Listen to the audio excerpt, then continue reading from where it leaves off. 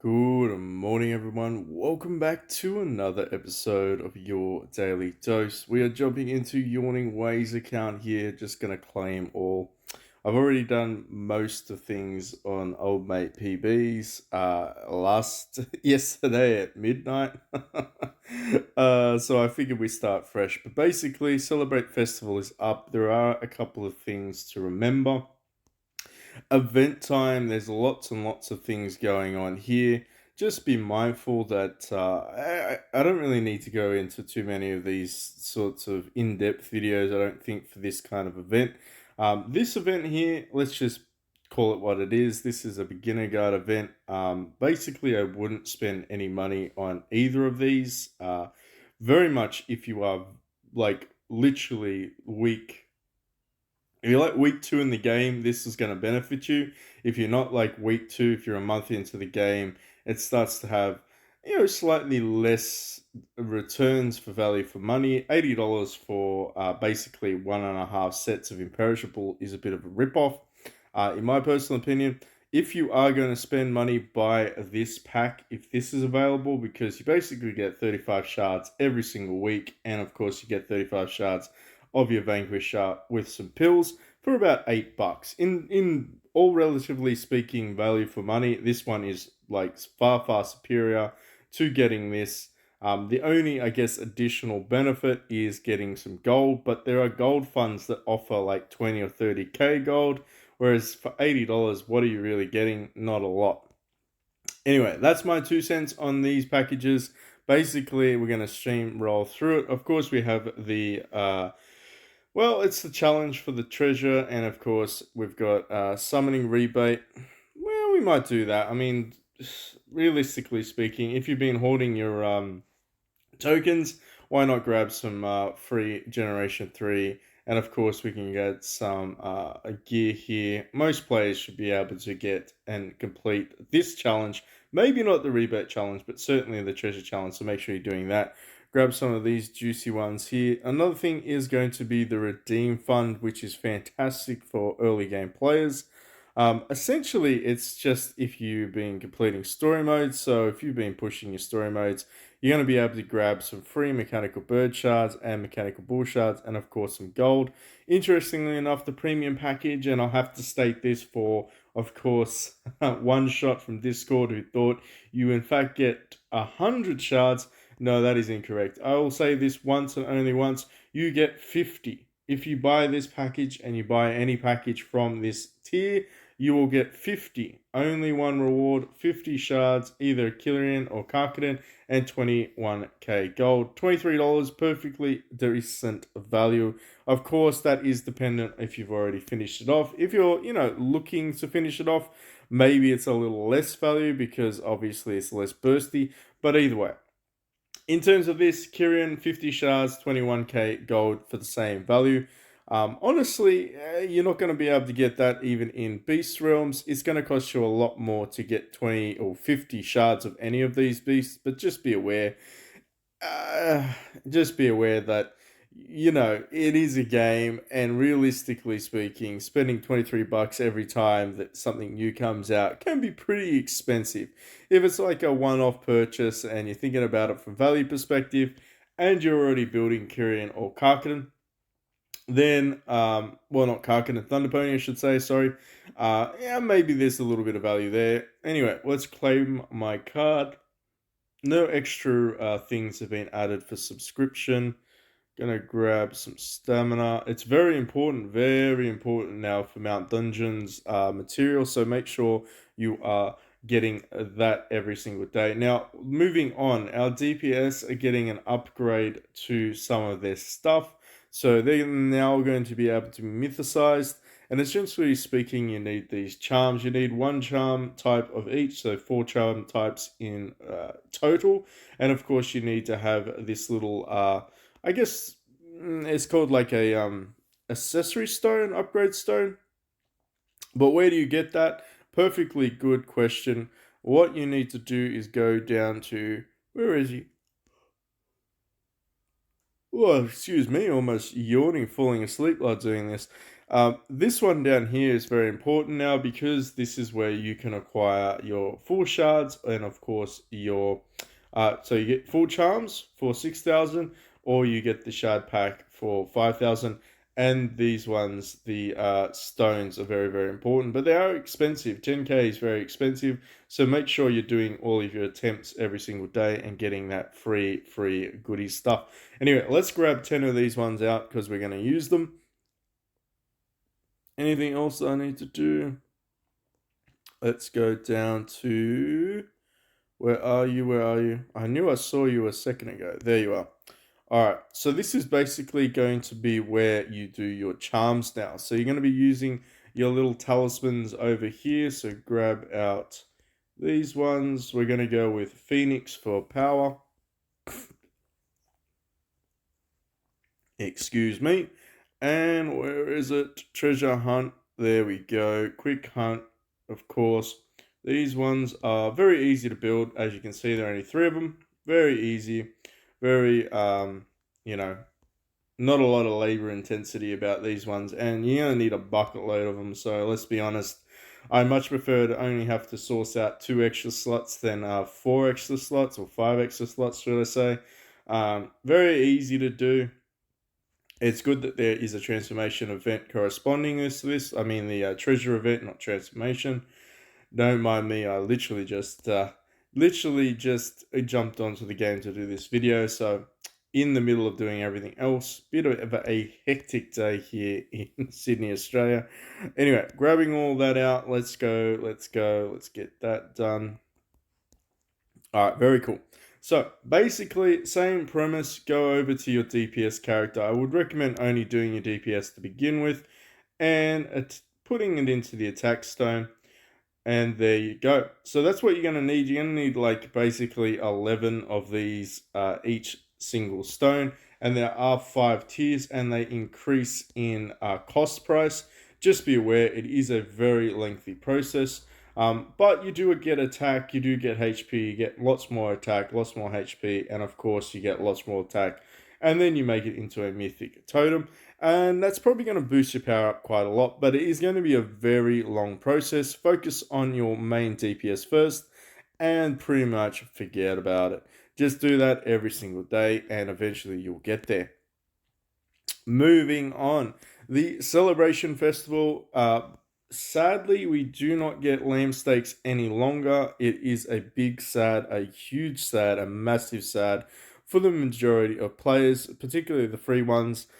Pretty much stock standard. Do your daily tasks. Get your turkey drumsticks. Get your chicken drumsticks. Whatever you want to call them. Don't worry too much about it.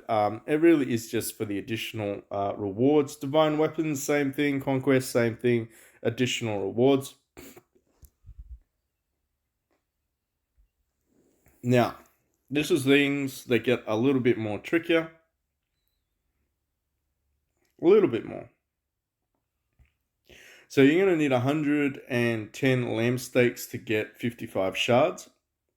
Because you're going to need 55 shards in order to build one of these generation 3s.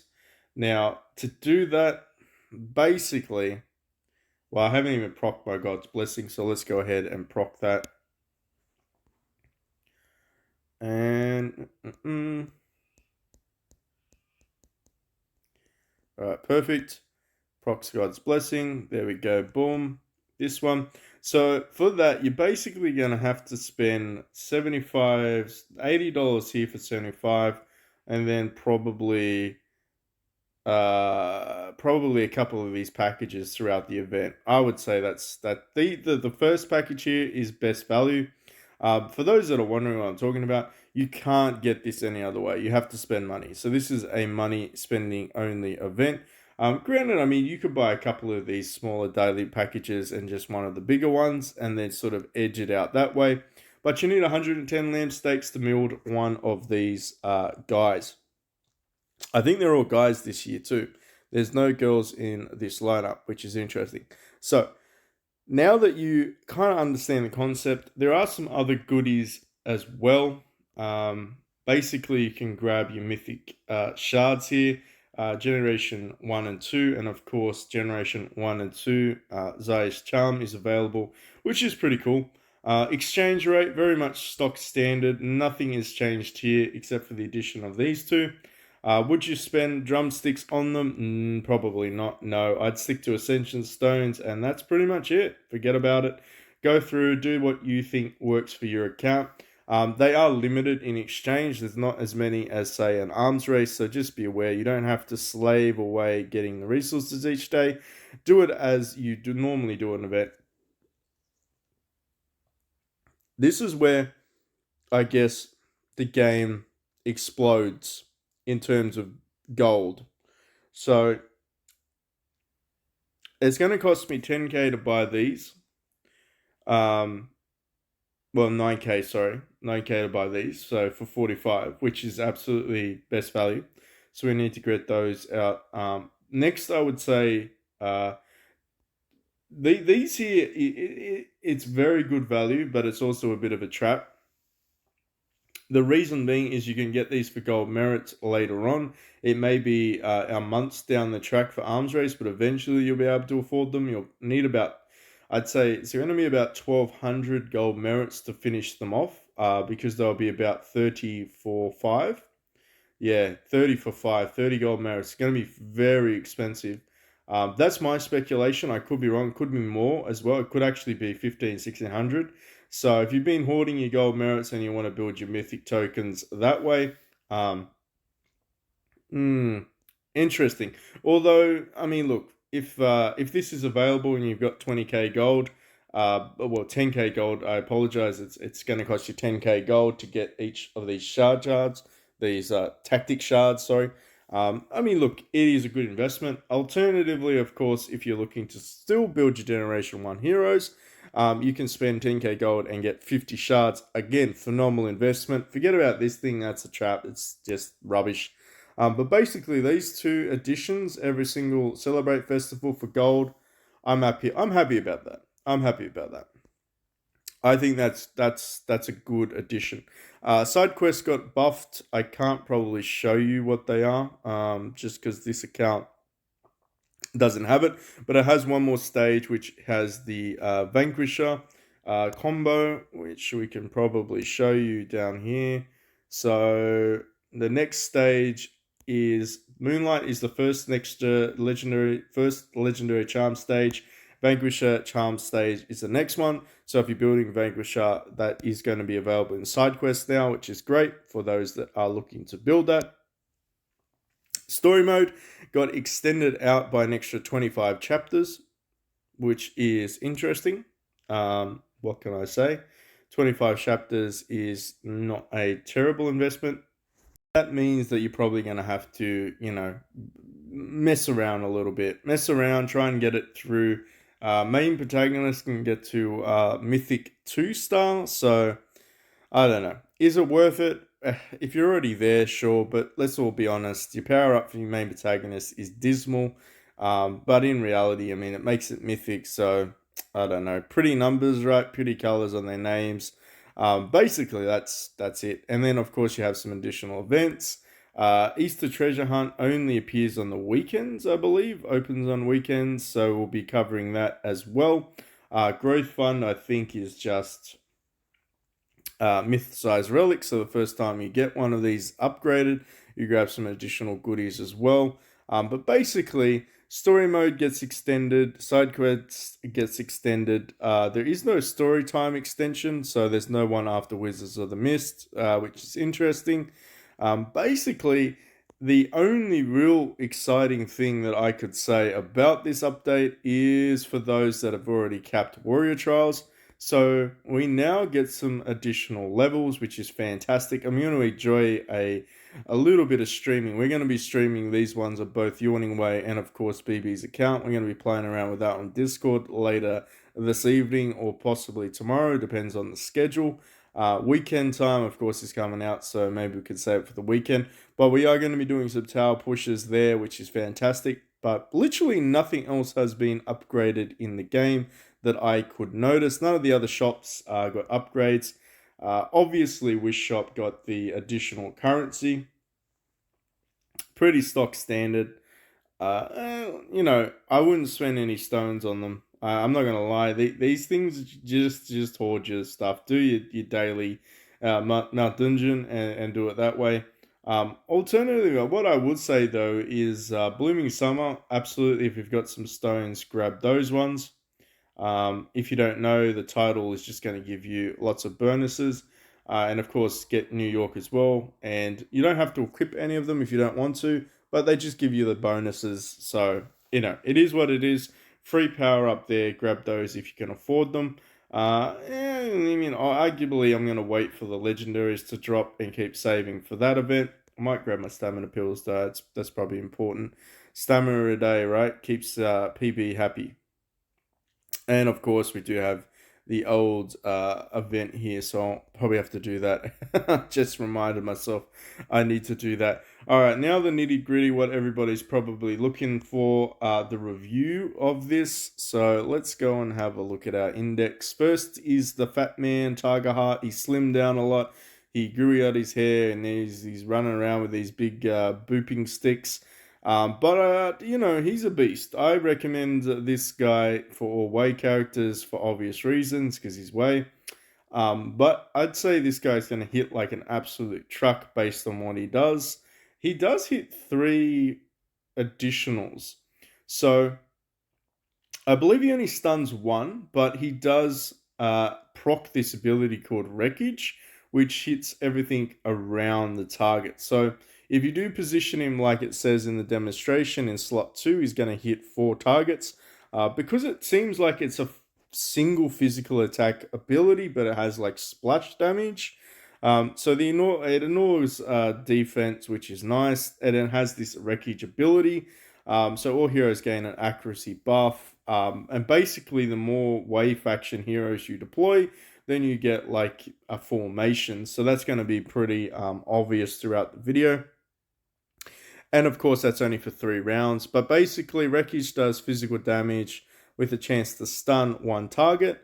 And that does 50% damage to units near the target. So technically, he's still a solo single target DPS. But because he has splash damage around him, he still does pretty good damage. He does damage. You're definitely going to be skewing this guy up for damage. Is he going to be better than Xiao Yu? Arguably, probably... No. No, because Xiao Yu can hit 3 times in a row with the mythic weapon. That's my take on it. But this guy certainly is going to be able to stack some damage. Now, he does have some hatred meters, which is quite nice as well. Of course, wave formation, you can read this in your leisure time. But essentially, everyone gets a buff in your team that are way. Wreckage, basically, this is his ultimate ability, Tiger Howl, so watch that. Woo, he does the same thing. Very cool. And of course, stun chance as well. He procs the same thing, which is Wreckage again, doing splash damage. Starts with hatred, and then each hatred gives 25 hatred. So, I mean, it's kind of stock standard. He'll build his hatred up as your team basically does their, I want to say their rage ability. So you could even slot this guy in slot 4 so that he gets a full hatred stack, which is not a bad, it's a good tactic. Slot 4, he should have a full hatred stack by then. Slot 3, he'll have a full hatred stack. So you can kind of place him where he's going to do the maximum amount of damage. Just be aware he only hits 1 target, but his splash damage hits others around that target. And basically, it just keeps stacking up and stacking up. Tigerheart, while the effect lasts, any direct damage he takes is reduced to 0 on the current round and spread over 2 rounds. So that's his ability for Tiger Howl. So he then gets Tiger Heart for 2 rounds. Okay, so every time he does his ultimate, he gets like a damage mitigation that spreads out damage that would be directed towards him over the next couple of rounds, which isn't too bad because of course Heaven's Dragon will proc and that'll heal him as well, especially if he's doing all this damage in slot 1 or should I say, well, it depends which weapon you run on him, right? If you're gonna try to maximize it so that he does his ultimate ability for most of them, you kind of need to wait for your allies to do their active abilities first, so then he gets his ultimate. Play around with it. Let me know in the comment section below. I know he's strong. You don't need to tell me that. But basically, old mate Shu Nation, he's going to be the guy that I'm going to build for the Yawning Ways Split Nation. I could, in fact, swap out Xiao Xiao for old mate here, though. I'm debating whether or not I go with Yu Zhu. I do know there are better ones though that are coming for Wei, like most nations. Where is he? Where is he? Where is he? Where's the dude with the sword? The long ass thing. I don't think I got him. Is it this guy? I forget. I know there's a guy with a big ass spear that comes for this nation. He's cool. I'm going to get him maybe a little later on. But anyway, I'm debating between these two for this hybrid nation. That's what we're going to talk about because we're on a hybrid account. But basically, old mate Zhang Fei. I mean, I could see myself using him because he does physical damage to the front row, which is very important. He has extra crit and accuracy, but his ability here, he's like an all-rounder kind of guy. So he has lots of extra crit, he has extra accuracy, he has an ability to put intimidation for one round. So all your heroes increase their crit chance by 20%, which is fantastic. If the target is above HP, does more damage. If it's that's pretty much it. If they have higher attack than caster, then their attack is debuffed by 15%. If you deploy 3 Shu heroes at the same time, basically you get Shu formation, which grants all heroes leech and 5% damage bonus from the beginning to the end of the battle. In the first round, all your heroes gain 30% crit and crit reduction. So Shu formation actually lasts the entire formation, which is not too bad. So the entire battle. Grants all your heroes 10% leech and 5% damage. Leech is, I believe, the ability to restore HP per attack. So, I mean, this guy here is going to be good. It could swing the balance instead of me going predominantly all way. I'll have to decide which formation I want to go. But essentially, this guy here, he just does lots and lots and lots of damage. Lots of damage over time. He's kind of the guy that is going to take a little while to do a lot of whacking, but I can see him certainly throwing it out there as a team buffer as well, particularly crit, which is quite nice. Anyway, God's decision, his ultimate ability. Physical damage to the enemy's front row. This damage has 50% increased accuracy and crit. Very, very important. With a 60% ability to inflict intimidation. If the target's HP again is above, then he does extra damage. Below, he does if their attack is higher, then it does a debuff. However, you get Peerless for his ultimate ability. If applied to the caster until the end of the battle, basically, what does Peerless do? Grants immunity to critical strikes, casting rage skills, restores 2 rage to random allies. When all allies use rage, the caster of this skill restores 2 rage for up to 4 rounds. Ooh. Okay, so basically he just wants to chain his rage ability, which is typical Shu Nation. That becomes immobile and has its evasion and resistance decreased by 2. I want to see what intimidation does. Alright, so they basically get this little arrow put on them. Interesting. I'm going to see what he does in a fight later on. Probably throughout the week if I decide to build him. But he does look interesting. He certainly looks like very much a buff ability. Now, Lusu, he is kind of a cool kind of looking dude. He definitely has a good aura about him. I want to build him on the Wu account now that we've got Tashi Shi. And that's going to be very interesting. But essentially, he burns all enemies, which is fantastic. Unremovable burn, very, very important. Phantom Fire, there's so much to cover here. In terms of what he does, unremovable burn, flaming for 2 rounds. He does more damage to everyone, inflicts burns on them, of course. And units that are affected with burn, I think he gets extra damage as well, if I'm reading this correctly. Wu formation, when the battle begins, all your heroes' damage reduction is increased and reduced by 5% per subsequent round. So basically, it's like a damage buffer. Not too bad, not too bad. So flaming applies burns, dealing defense, ignoring damage, equal to 100% of the caster's attack.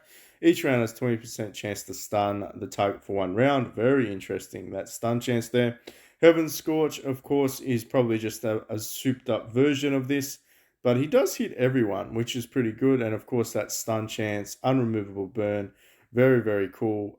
He does get, of course, the hatred triggers per active of the abilities. And he's pretty much, yeah, blazing fire. If the enemy has any burn effect lasting less than 2 rounds, their duration extended for 2 rounds. So very interesting. Blazing fire essentially makes the enemy team burn forever and ever and ever. Very, very important for, of course, Wu, and that all stacks up depending on what characters you're using in your Wu formation. They can all have stacks of burns on them, meaning they're all going to die eventually. Now, of course, we have UG, befuddling UG. Very interesting guy. I was looking at building him day one, but I may hold off. I'll just save some money. $100 is nice and all, but to be honest, I feel like some of these generations you can skip. I did like generation, however, Dank Stash and of course Liao Zhang, they were kind of must builds, but I feel like we can probably skip a little bit of these ones. But he does magic damage, 75% chance to deal extra damage as well. Very interesting for his basic. Again, he does magic damage to 3 randoms. 3 randoms is, I don't know how I feel about that. It's fine, all right. Or we'll have to accept that. This attack has 30% extra accuracy and inflicts poison, which is always nice. Very similar to Burn. Damage over time that is ignoring all defense attributes. So basically, it scales with attacks.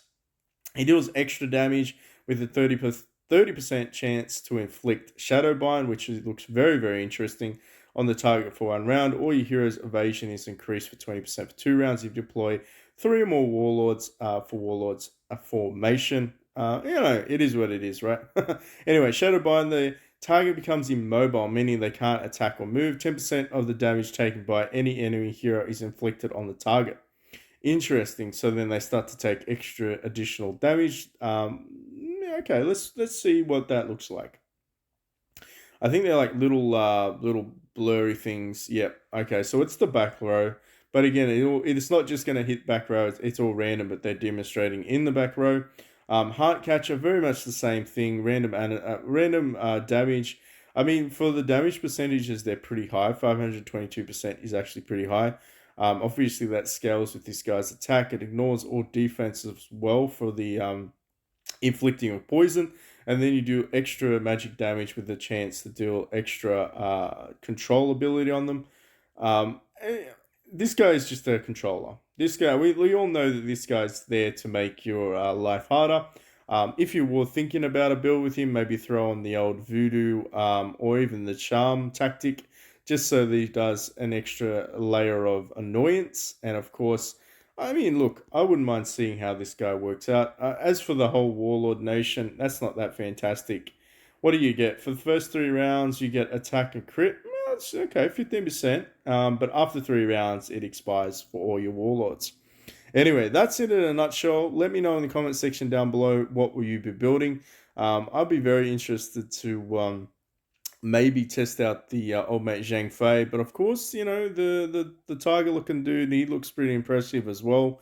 We could switch some things up here, especially being a hibernation, you might be able to get away with it.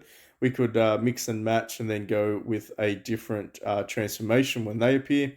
But basically, that is my take on the current update and the events.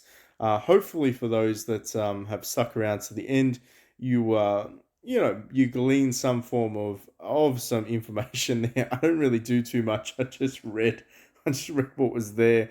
I'm not going to be testing them out this time around. But basically, if you're thinking about the futuristic terms, let's go here. Let's click on this button if it lets me. Mythics. So you can check out some of the mythic ones. So Warlords, Pen Charm, and Tiger Power. Read these through in your own leisure, but they all seem pretty good. I mean, but the game's progressing. The game's progressing. Legendaries are becoming obsolete. And basically most players are going to be working towards getting their mythics. So that's the reality of the game. Mythic beasts, mythic charms, mythic relics, mythic heroes, mythic. So maybe this is an opportunity to jump on board. Hopefully you all did well with your summoning for those that did decide to summon. And I'll catch you all in the next one.